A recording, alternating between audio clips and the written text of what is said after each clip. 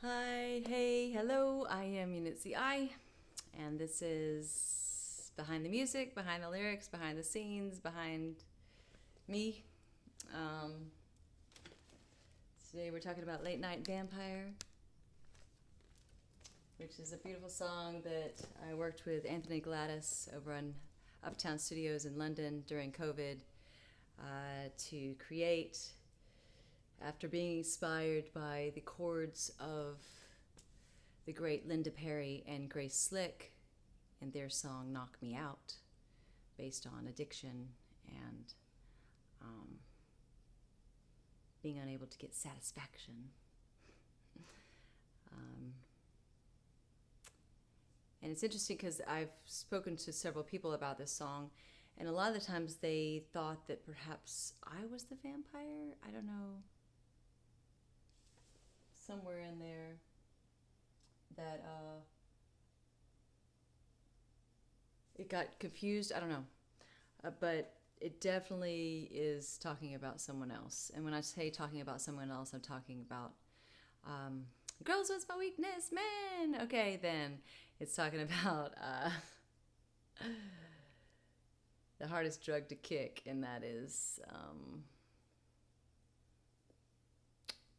this desire for people that are not good for you.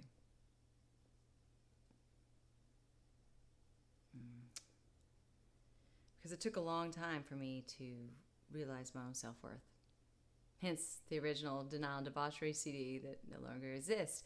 Hence the song Cursed and Carnivore. It took a while for me to learn how to love myself. Hence the new album, Until Dawn, in which I wrote all of these songs trying to find my inner glow instead of looking outward, looking in the external to give me this stability and this feeling of I'm home. Because it's a funny thing in this world, and when you grow up, when you grow up, back in the day when I was young, I'm not a kid anymore, but some days I kind of wish I was a kid again. Yeah, you know what growing up is? Pretending like you still know it all, like you've learned it all when you're still trying to figure it out. But it's also realizing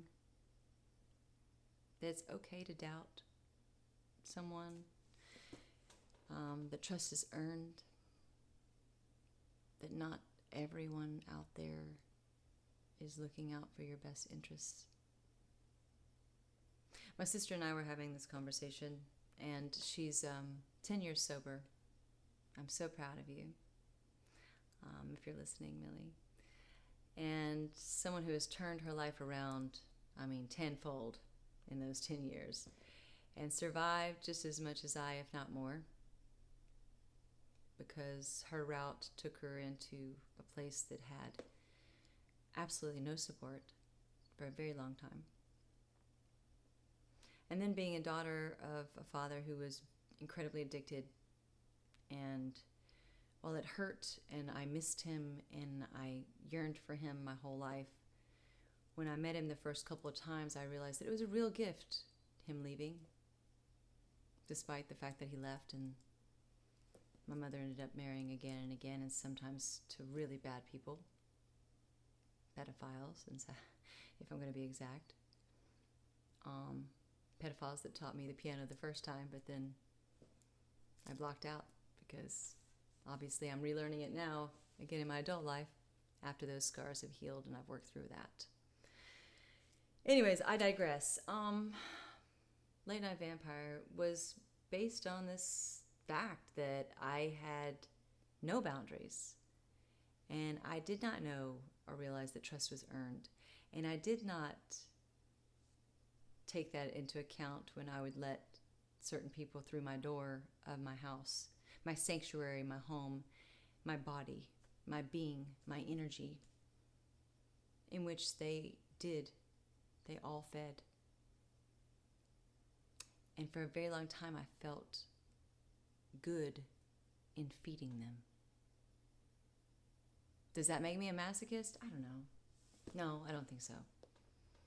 Because at the end of the day, I finally realized after, well, let's just say 100 plus of all the flavors of the rainbow,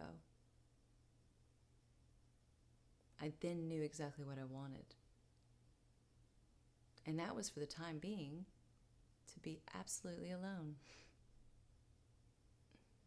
And to this day, I'm still kind of back and forth on that. You know what I mean? It's like to be someone that was pregnant early on and taking on responsibilities from that, but also responsibilities as the oldest of 7 children and a mother who, in fact, had loved many vampires and given them children, then they split, was responsible for and helping to raise. I guess the Gemini in me, in Mercury's retrograde, Mercury, Jupiter, Saturn, all of the crap that's going on right now. And truth be told, I think it definitely affects us. I go back and forth between wanting to have a companion and not minding being alone. Besides, the inner rock star in me says, why do I need someone when I can make love to all of you from the stage?